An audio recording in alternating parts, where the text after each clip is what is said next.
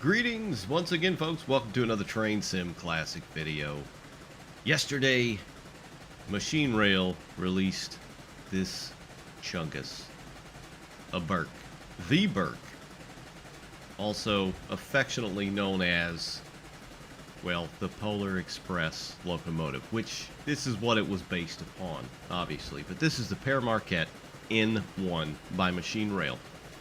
Now, this was a commissioned locomotive and last on their list, if I am not mistaken, for over 2 years of commissions they've done so far.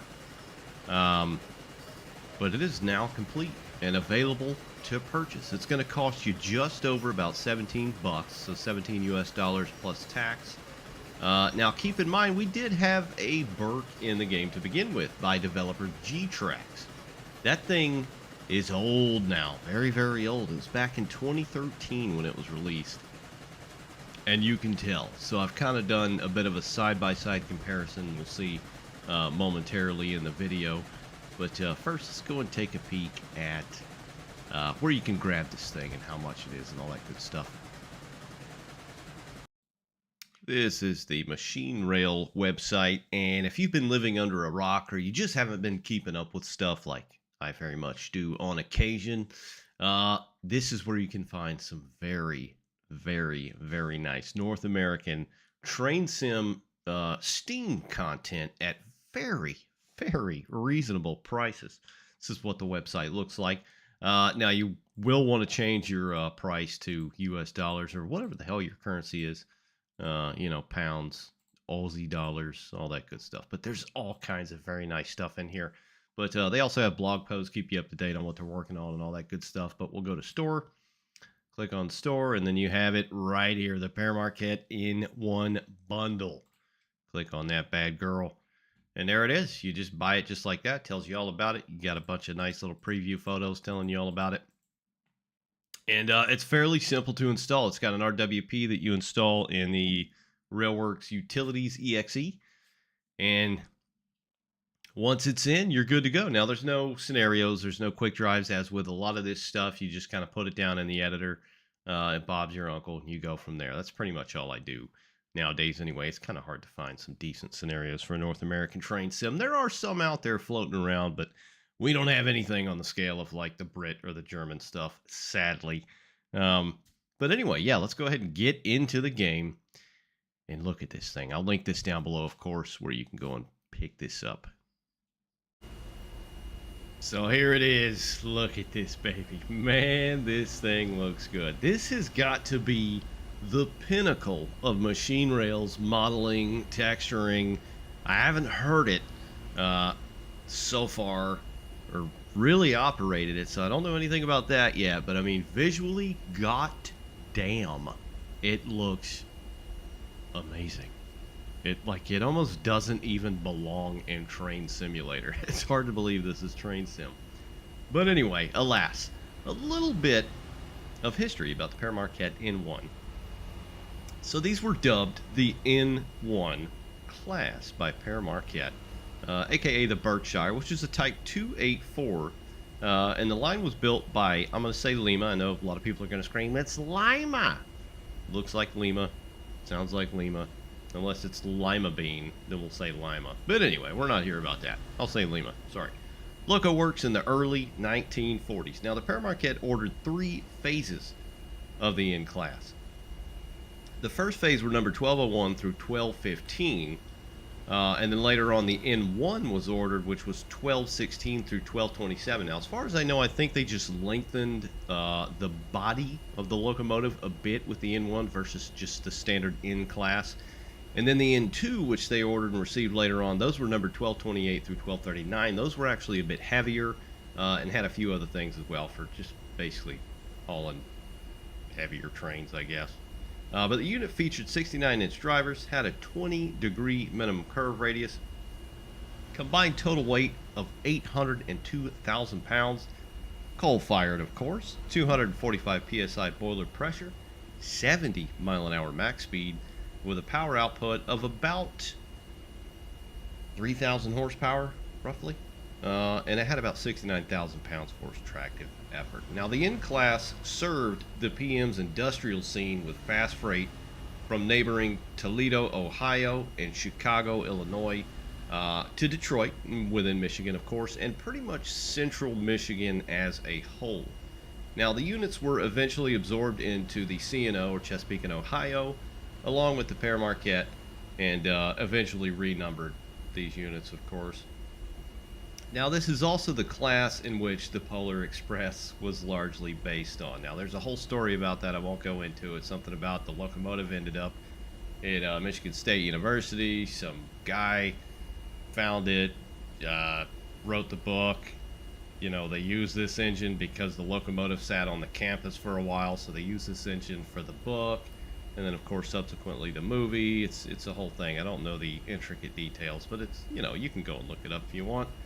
But yeah, this is the thing from the movie, which I'm sure a lot of you are crazy about, and very well know about. It was in the Polar Express, and they used its likeness and sounds and animations and all that good stuff.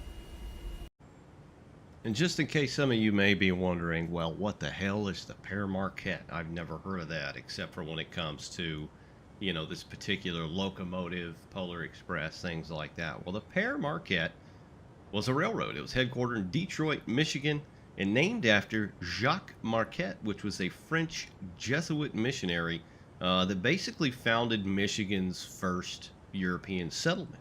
And it was in Sault Ste. Marie, also known as the Sioux in railroad terms, S-O-O. Now, the Pere Marquette was formed by a few timber lines in the region, early 1800s, maybe mid 1800s, somewhere thereabouts. But anyway, a lot of logging back in those days, and it kind of absorbed into the Pere Marquette and its humble beginnings. And then eventually it was absorbed, like a lot of the stuff, into the C&O. Nickel plate as well, that, you know, both Pere Marquette and nickel plate were owned by the same family or the same guy or something along those lines, but we're not going to get too deep into it. Nutshell, Pere Marquette, Central Michigan Regional Railroad. Now for the bread and butter. We're going to take a look at the pack itself. We're going to look at it visually, and then we're going to run a train, the train we were just looking at a moment ago with 30 or 40 some odd boxcars.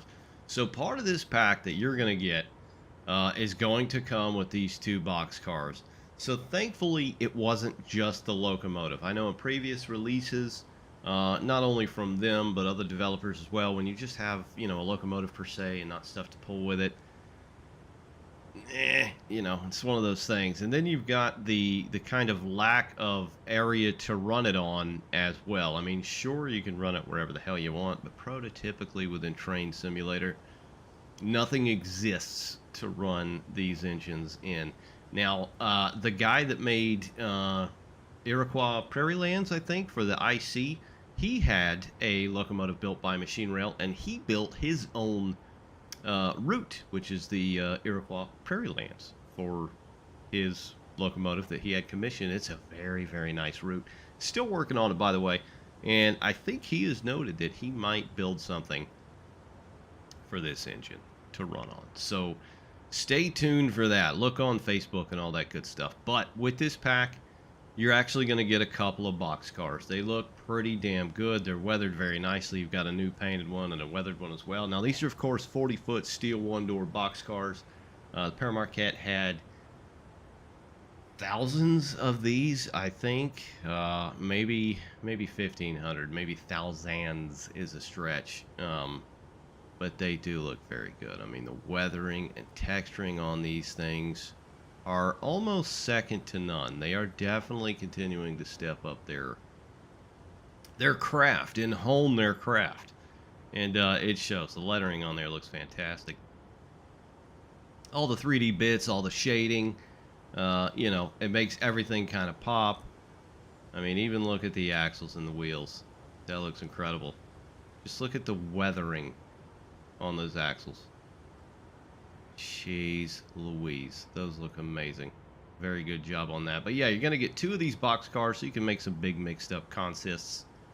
And then you've also got this very nice caboose over here to go with, which is built up on the inside. So you can see a couple of the characters there. So there's stuff on the inside of this thing as well.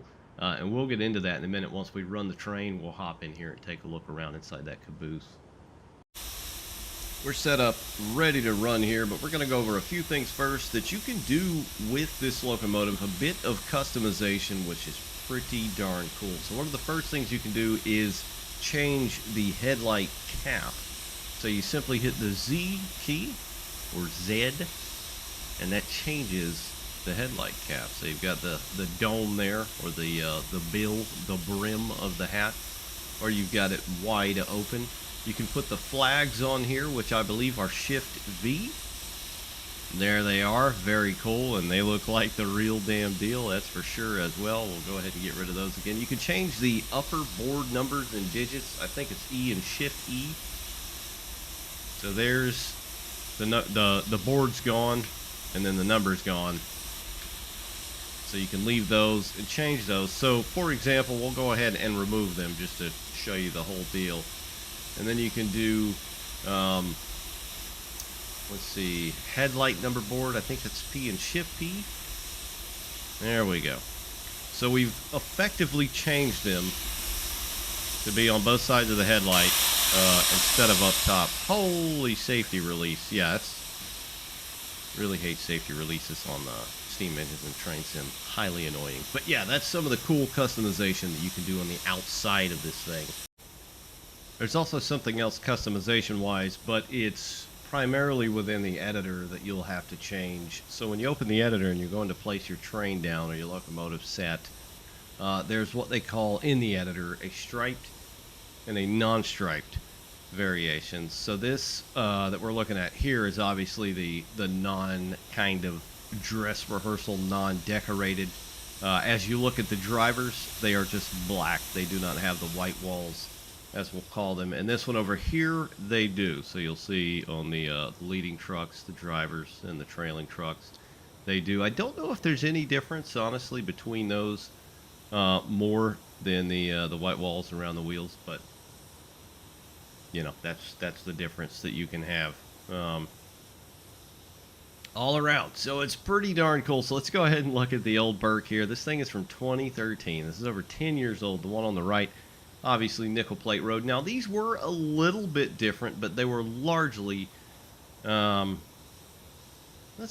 call them cousins. They were definitely in the same family, but just overall textures. The one on the right's much older. It's got the early MSTS look to it. It's just kind of got the photorealistic textures, which may have looked cool, you know, 10 plus years ago, but of course now standards going up and all that good stuff. And it was neat, you know, back when it was released. I mean, G-Trax, the guy that made this, he was top tier, you know, and as far as roots today, North American Train Sim roots, he still is top tier, you know, as far as a lot of roots that he made back in the day. So, you know, this was what was on offer back then. But you can certainly tell a lot of it is just, you know, that kind of paper mache thin look, like, you know, it's just made out of cardboard and nothing is really shaded or 3D. It's just old, and it shows.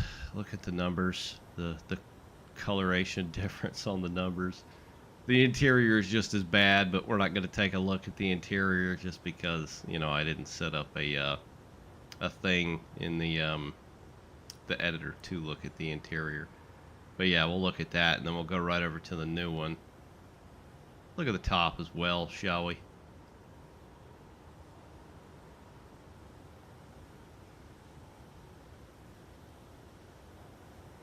Huge difference. And honestly, like the smoke particles off the old one weren't all that bad. They don't look that great up here, but when you're kind of like back here, they look all right. But this one looks more appropriate, like it's just had the fire stoked and it's just burning away, you know, waiting for a run, essentially.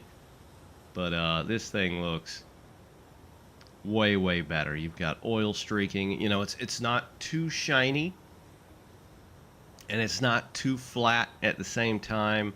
I mean, the model itself is just impeccable. The nuts, bolts, the rivets, the grab irons, everything. The plating, the coupler, the pilot, the footboards. I mean, look at the footboard. Look at the grip on there. It's impeccable. It is impeccable. This thing looks incredible.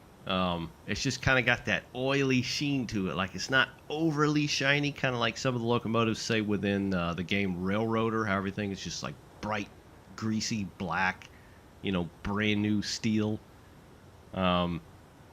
It's just got a weathered look, and it looks damn good. The numbering and the lettering, of course, look on point. You've got canvas, all kinds of stuff on the cab.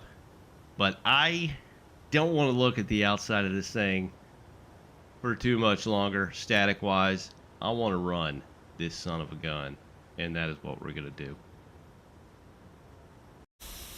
All right, we're back at our old girl. We're about to run down the road, number 1226. Now, a little bit of preface and word to the wise. I suck at operating steam engines. They are cool, nonetheless. And again, it is a game, a simulation. So I will very much get things wrong and operate them poorly. And I'm totally fine with that. If you're not, sorry, don't know what to tell you. But we're going to run this thing, take a look at it, have a listen to it, all that good stuff. But man, she's hard to just not sit here and look at. But we can look at it while this thing's in motion. Anyway, scripting was aided to machine rail by DSGDDR. And those of you not familiar with DSGDDR, they released the ATSF 2900 class and the UP 9000 class. And they do some pretty good scripting. I mean, those are freeware, badass American steam engines. Free! Okay, this costs money, but it is equally nice, Anyway, we'll go ahead and run this thing. I'm already clicked on it. We'll get inside. Oh, that's loud. Holy crap, the interior looks awesome. Looks really good in here. Oh, by the way, sorry. So you can also change the crew. Oh, Jesus. Oh, the safety. God, I hate that safety valve sound. So you can change the crew, guys. Just wanted to go over this real quick. So if you hit the J key, you'll see the crew pop in there. And they'll kind of hang their arms out the window and all that good stuff. And they are custom crew, so it's not the old school, like, Kuju, characters or whatever. So, you can have them in or not. So either hit the J key, to have them in, or hit it again to have them go away. Oh, loud! I'll turn the game volume down. So, I've got auto fireman on because I believe the new DSGDDR scripting allows for auto fireman. Go ahead and open the fuse box. You can see the fuses up there. Those look nice. I don't know if anything's clickable in here.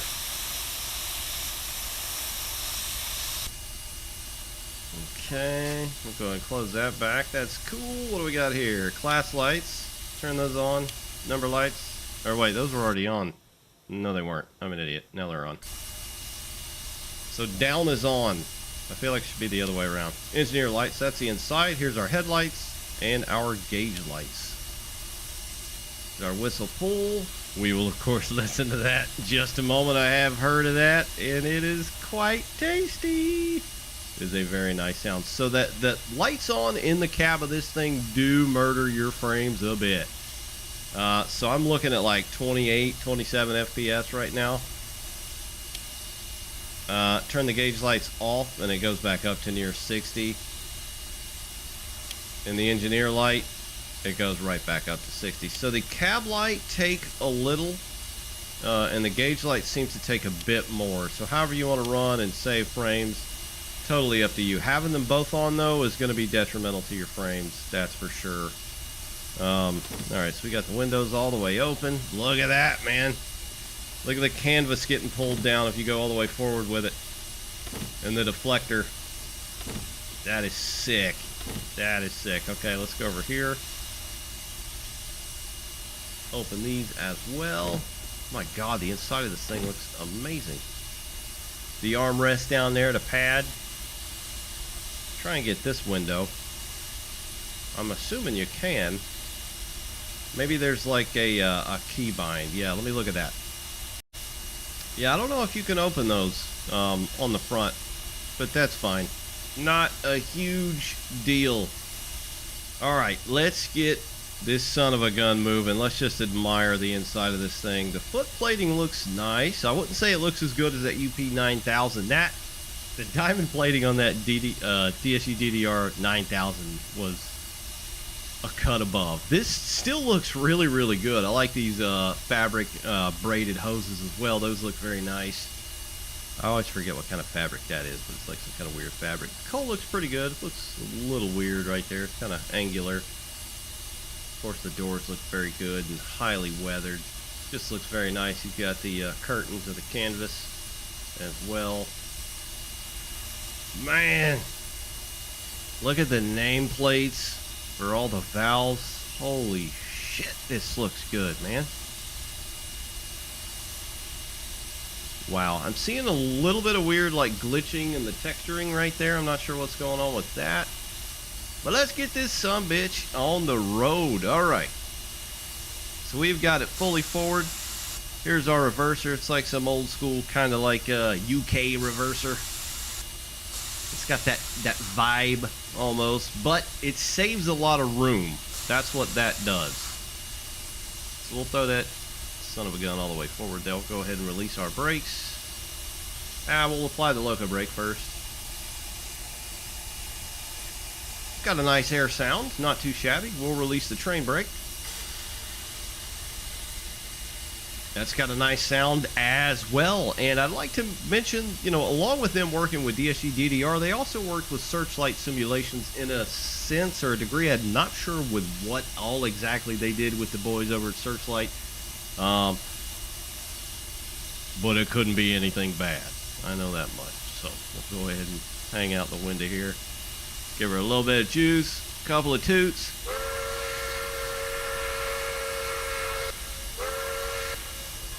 That sounds nice. The whistle sounds legit.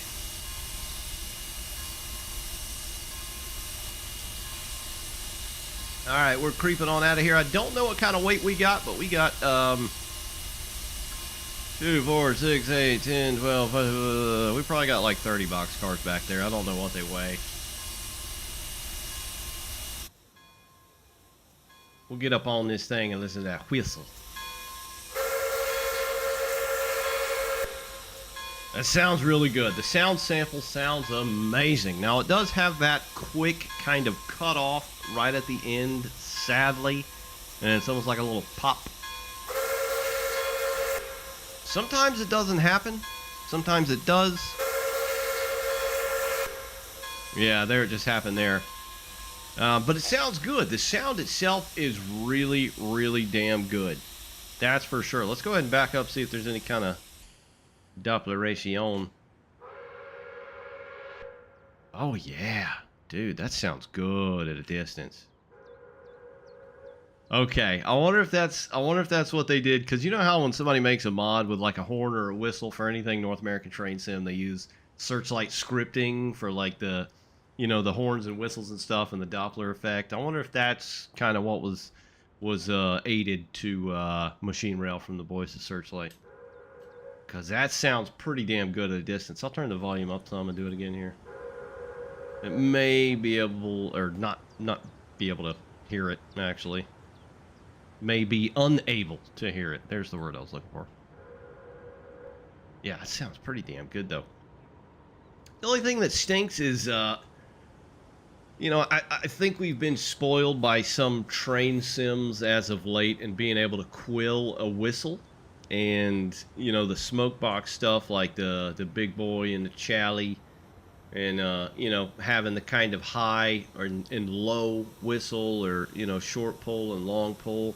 That'd be cool as hell if Machine Rail figured out maybe how to do that, so you can have a bit of a kind of quill, so it's not just one whistle type, because that was the interesting thing with steam engines and their, you know, their whistles. You could make them sound a million different ways, you know, depending on how you pulled it and all that good stuff. That didn't sound right in hindsight. But anyway, let's get this thing moving some more. More power! Let's check out those cylinder cacks.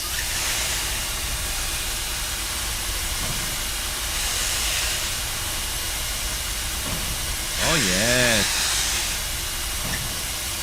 They also have a nice sound. You can hear the valve closing shut as well. Better yet, let's get on the front of this son of a gun and listen to all the little intricacies and you know, the rod chatter and all that good stuff while this thing runs. I wanna get a good kind of baseline sound sense. So I'm gonna shut up here for a minute and we're gonna get rolling.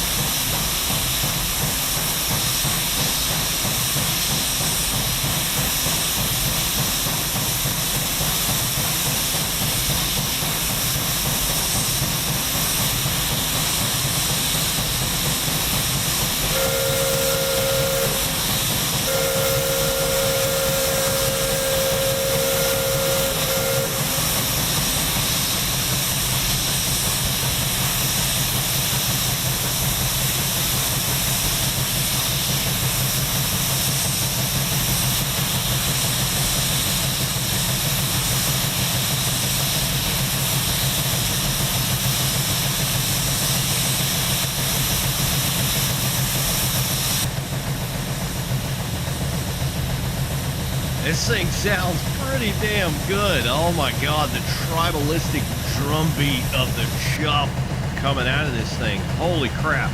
Sorry about the safety valves, but it's just a part of it. They are loud. Oh my god, this thing sounds good.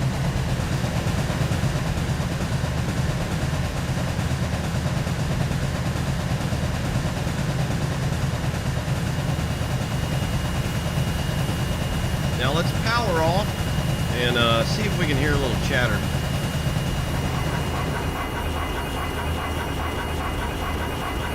Oh yeah, dude. All right. They are getting it. Machine Rail is getting it. Oh my god. You can hear chatter. You can hear clanking. Now, I'm assuming that they've done it in such a way to where, so within Train Sim, you have to kind of layer sounds, right? You can't have too many sounds competing over the same channels because there's not that many sound channels to begin with. That's why there's always been sound issues within Train Sim Classic, right? That and it's old as shit, you know, as a simulation. So there's always sounds competing for space, right, within the game.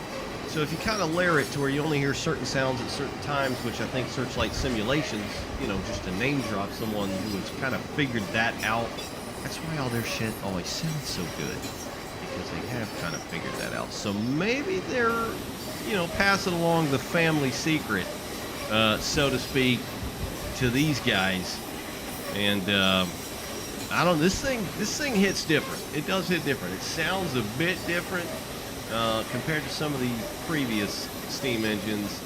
I don't know, maybe it's because I'm wanting it to, maybe it's psychological, who knows. What I do know is I want to do a full-ass chat run-by, and that's what we're going to do.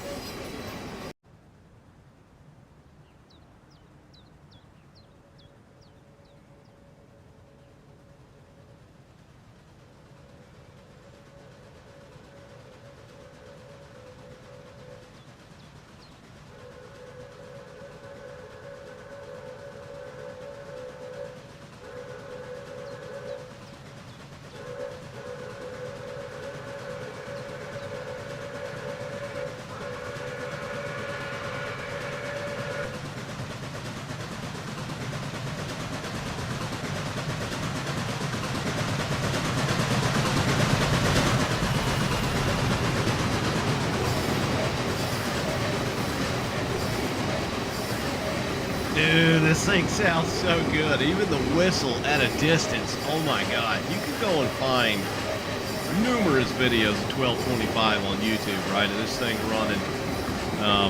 You know, the tours, Heritage Tours, Polar Express, stuff like that. And it sounds to a T just like the real thing. This thing is seriously making me grin, and I can't think of too many things in Train Sim Classic lately that have done that for me.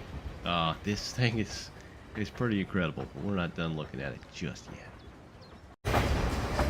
So here's the caboose, Pere Marquette steel caboose. Obviously, I think these came along in about 1941, come from the St. Louis Car Company. And you can kind of look around inside it. So this is the A950 through A989. I think there were 40 units, obviously. That's what the numbers would equate to. And they were used quite a bit. So let's try and hop in this thing. And it does look good. Holy crap.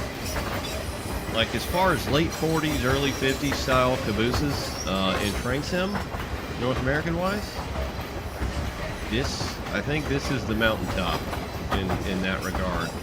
I mean, even putting it up against Smokebox. Now, Smokebox includes a lot of real cool rolling stock, but you know, I wouldn't say a lot of the depth goes into Smokebox's rolling stock versus something like this. This looks really, really good. Not to take anything away from Smokebox. Obviously, two different depths. Let's go ahead and try and hop in this thing. See the call it the tail light on the back, the marker light. Here it is, and you've even got sound in this thing. Holy crap, man. So Machine Rail, you know, they're not afraid to get inside a rolling stock like this. I mean, look at the New York Central Fast Boy and the rolling stock that came with that.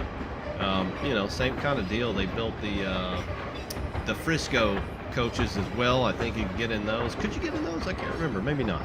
Anyway, this thing looks pretty cool. It's done up on the inside. You know, it's not as sharp, but that's to be expected. I mean, this is something that you're not going to be in and looking at all the time, except for the stove. Jesus, the stove looks amazing. Got a bunch of coffee cups over there and a sink. Here's your water tank up there. Here's the pooper. You can, of course, move around. We got this cat sitting up here in his fedora. Very cool. Need a shave, dude. I got a razor you can borrow. Up in the tower. Got some lanterns. We'll go back here with this cat. What you looking at there, buddy? You could probably make something out of that. I'm not sure, but yeah, pretty cool. Let's see. Look at this guy. Is he like scratching his head? But yeah, this is pretty neat. You can get in there. You can see a broom on the back of there as well, all kitted out. Oh, sweetness. Here's a map of the Pere Marquette Railway. So that's pretty neat. It's on the inside of the caboose as well. You got their luggage up there because they be living on this thing for days and days at a time. Got a nice bed back there. This is cool. Got a hat hanging up there on the wall and a calendar. Let's look at the calendar. 1943. Got some little notes. Let's see if it'll let me over there. Then we can zoom in on them. Got your cardboard, checkerboard. Something about in switching with locomotive.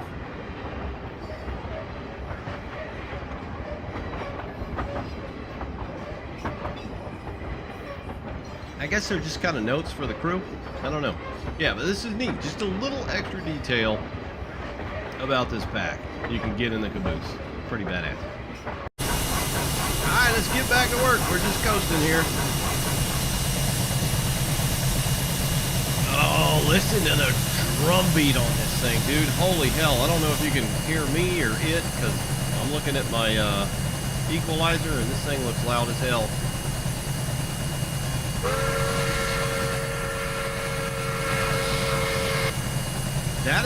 That is one of the best sounding steam chuffs I have heard in Train Sim Classic.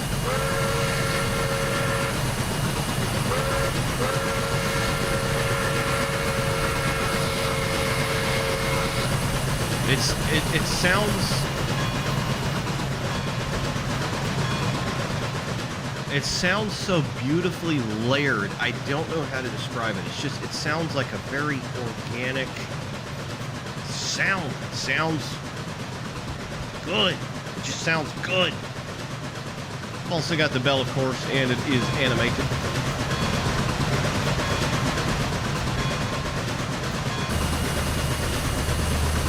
Alright, let's get back into this bad boy.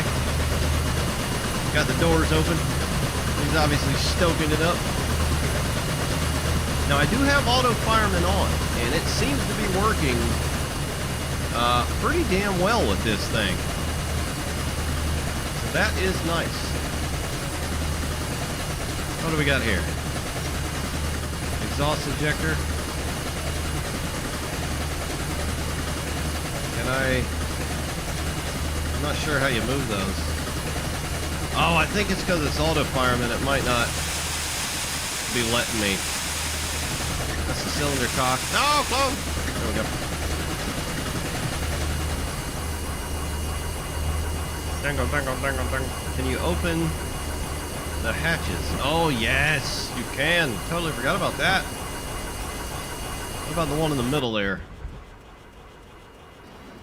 There was one in the middle, right?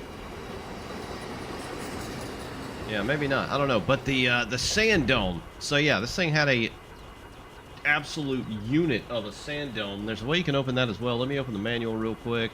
Just kind of spitballing here as usual. Let me try and run up here and find it.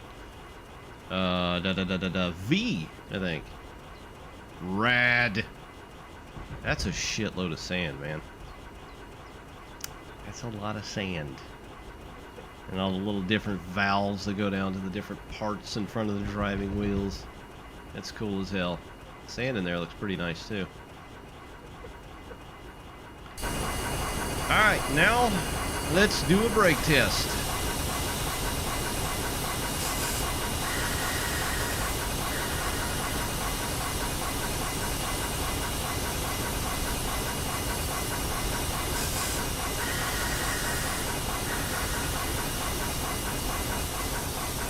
Oh, what the hell? I didn't even realize this was a view. What?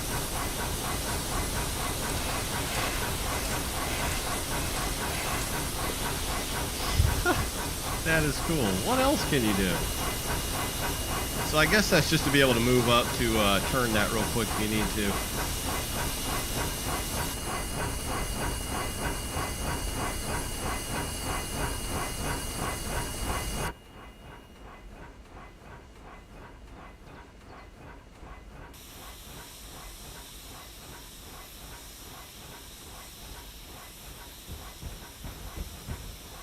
Ah, yes, we'll stop right on the crossing. Fantastic idea.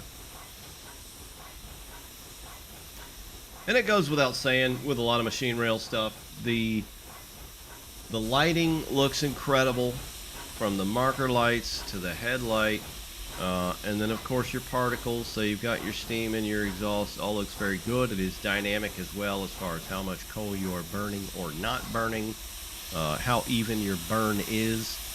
I mean, the animation on this thing, the drivers alone just look so thick, man. Like the counterweights on these things. Good God, this thing looks so good.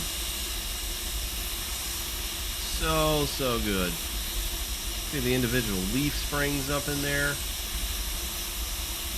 The oil pump doohickey, I always forget what it's called. Basically squirts every rotation. God, look at this, man. And it's not making my computer melt. You know, how they accomplish this without burning your house down. You know, and I'm just using that as a joke, YouTube algorithm. Don't hurt me. Yeah, I don't know how it doesn't burn your computer. The frames are very, very smooth. Now, of course, particles always kind of do, but once you're not looking directly at the particles, that kind of goes away. This thing is badass. This thing is very badass. It is a complete all-in-one package, and it's $17 and change. I can't think of anything I bought off the Steam store. Mind you, this isn't on the Steam store yet. I would imagine it'll end up on the Steam store. Probably a lot of their stuff has been as of late. But I can't imagine anything I've bought recently on the Steam store for Trains and Plastic that's North American for 20 bucks that's been worth it. And this is less than 20 bucks. The Machine Rail Pere Marquette N1. For this to be kind of their last commission, you know, and I'm not saying forever, I don't think they are either. They went out with a grand slam.